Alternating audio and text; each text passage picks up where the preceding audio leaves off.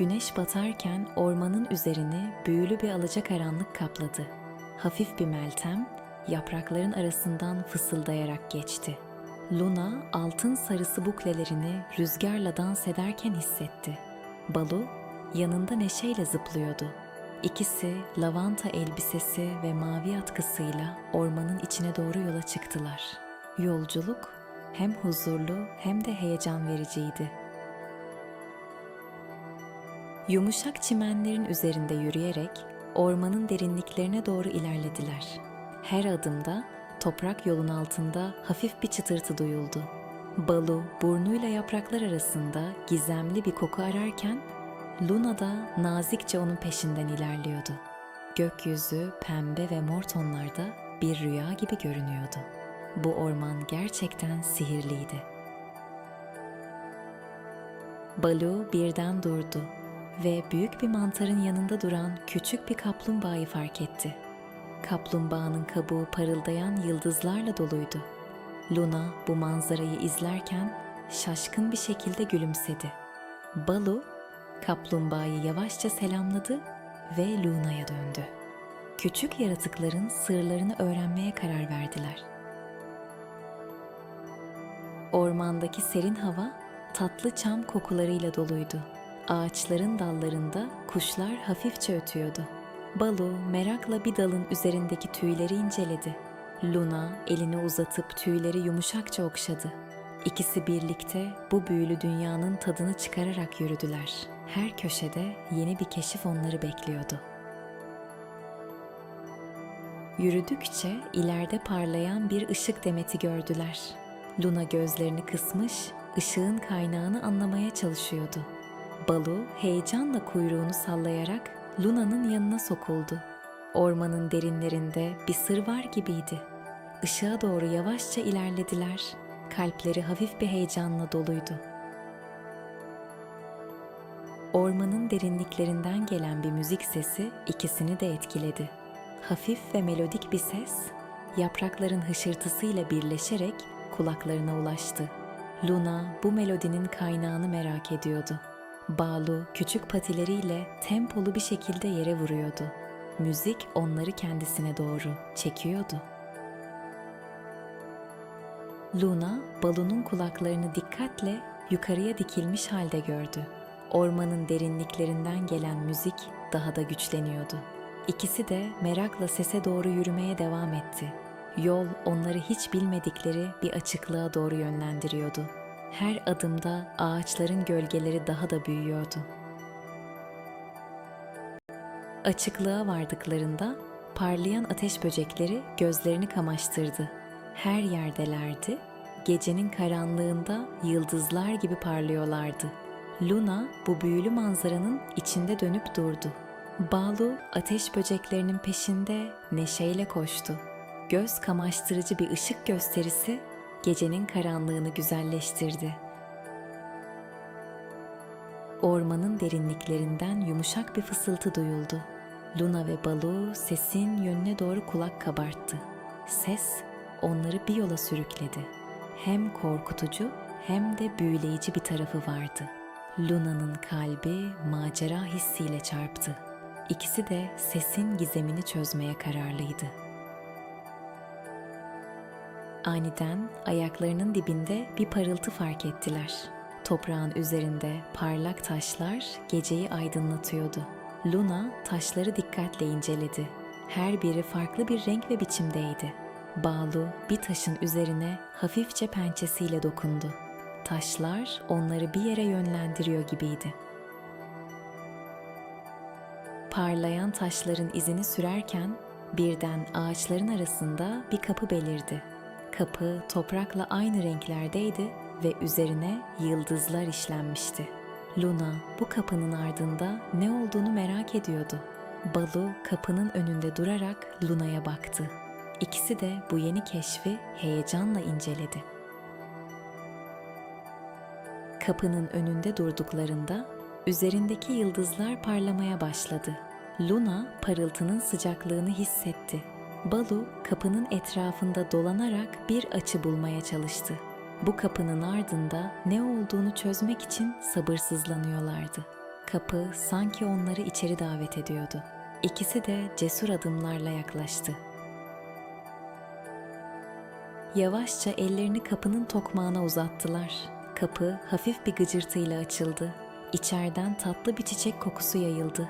Luna ve Balu gözleri merakla parıldayarak içeri baktılar. Kapının ardındaki dünya onlara yepyeni maceralar vaat ediyor gibiydi. İçeriye adım atmak üzerelerdi. Kapının ardında parlak renklerle dolu bir bahçe keşfettiler. Her köşede farklı bir çiçek açmış. Her biri başka bir koku yayıyordu. Luna çiçekleri koklarken Balu da çiçeklerin arasında hopluyordu. Bahçenin gizemli güzelliği ikisini de büyülemişti. Bu dünya kesinlikle masalsıydı. Birden havada uçuşan renkli kelebekler gördüler. Luna kelebeklerin peşinden koşarken kanatlarının hafif vuruşlarını hissetti. Balu neşeyle kelebeklerin etrafında döndü. Her biri ışık gibi parlayan kanatlarla doluydu.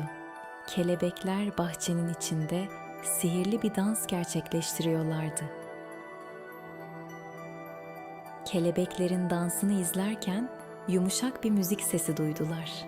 Müzik rüzgarla birlikte geliyordu ve kulağa tılsımlı geliyordu. Luna ve Balu müziğin geldiği yöne doğru yürüdüler. Bahçenin içinde gizli bir konser var gibiydi. Her nota kalplerine neşe katıyordu. Bahçenin ortasında küçük bir göl buldular. Gölün yüzeyi ayın ışığı altında parlıyordu. Balu suyun kenarına eğilip yansımasını izledi. Luna suya hafifçe dokundu ve dalgaların yüzeyde nasıl dans ettiğini gördü. Göl gecenin huzurunu içine çekmiş gibiydi. Göle bakarken suyun içinde parlak bir taş fark ettiler. Luna taşın parıltısını merakla izledi. Balu taşın yanına doğru yüzmek istedi. Taş sanki onlara bir mesaj veriyor gibiydi. Gölün derinlikleri gizemlerini açığa çıkarmak ister gibi sessizce parlıyordu. Gölün kenarında birden bir ses duyuldu. Bu yumuşak bir şarkı gibiydi. Luna ve Balu sesin kaynağını aramaya başladılar. Ses sanki gölün derinliklerinden gelen bir çağrı gibiydi. İkisi de bu esrarengiz melodiyi hayranlıkla dinlediler. Sesin ardındaki gizemi çözmek istiyorlardı. Aniden gölün yüzeyinden bir parıltı yükseldi ve geçmişten gelen görüntüler belirdi. Luna ve Balu eski bir ormanın görüntülerine hayran kaldılar. Gölün yüzeyinde geçmiş zamanlardan kalma hikayeler canlanıyordu. İkisi de bu görüntülerin anlamını çözmek istiyorlardı.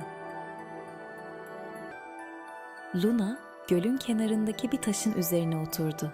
Suya dokundukça geçmişin hikayelerinin yankılarını duyabiliyordu. Balu, Luna'nın yanında oturarak hikayeleri dinledi. Bu an ikisine de derin bir huzur getirdi. Geçmişin sesleri onları büyülü bir yolculuğa davet ediyordu. Gölün yankılayan sesleri onları başka bir yere götürdü. Ormanın içinde gizli bir mağara gördüler. Mağaranın girişi loş bir ışıkla aydınlanıyordu ve içeri süzülmeyi bekliyordu.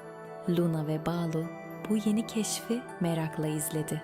Mağaranın içinde ne olduğunu öğrenmek istiyorlardı.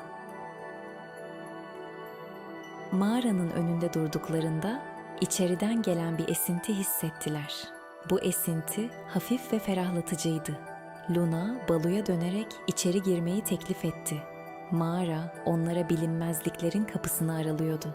İkisi merak ve cesaretle mağaraya adımlarını attılar. Mağarada ilerlerken duvarlarda parlayan taşlar gördüler. Her taş farklı bir renkte parlıyordu ve mağaranın içini gizemli bir şekilde aydınlatıyordu. Luna taşların yüzeyini nazikçe inceledi. Balu taşların etrafında merakla dolandı.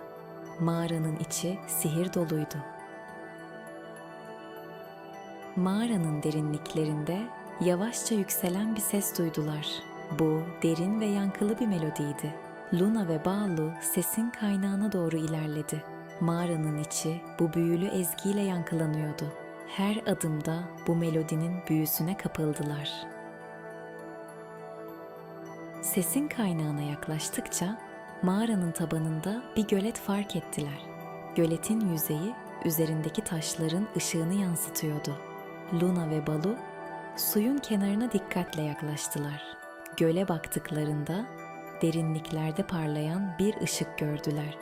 Bu ışık göletin sırrını saklıyor gibiydi. Göletin yanındaki taşlardan birini alıp suya attılar. Suya düşen taş birçok dalga yarattı. Her dalga ışığın yüzeyde dans etmesine neden oldu. Luna ve Balu bu dansı hayranlıkla izlediler. Göletteki her hareket yeni bir hikaye anlatıyordu. Göletin yüzeyinde bir parıltı belirdi ve bir aynayı andıran su yüzeyinde görüntüler belirdi. Luna bu görüntüleri merakla izledi. Balu suyun kenarında oturup hareketsiz kaldı. Su sanki kapalı bir kapının ardında kalan sırları açığa çıkarıyordu. Göletin üzerindeki görüntüler birden kayboldu ve yerini huzurlu bir sessizliğe bıraktı. Luna bu keşfin ardından neler olacağını merak ediyordu. Balu sessizce Luna'ya baktı. Sessizlik ikisini de derin düşüncelere daldırdı. Mağaranın içinde başka ne sırlar yatıyordu?